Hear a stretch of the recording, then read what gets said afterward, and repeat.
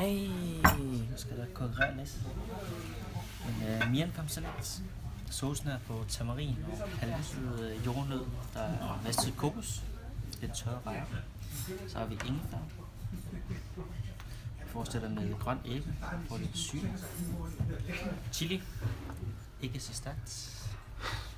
Det er godt. Og lidt løg også. Så mirenkam betyder små bidder på tegn, så hvis I kan folde det her spinatblad sammen, så spis det lidt. Kold mad, og det er tilberedt inde ved bordet, kan man sige, og så skal man fatte rundt om. Og det dufter godt. Meget fish sauce.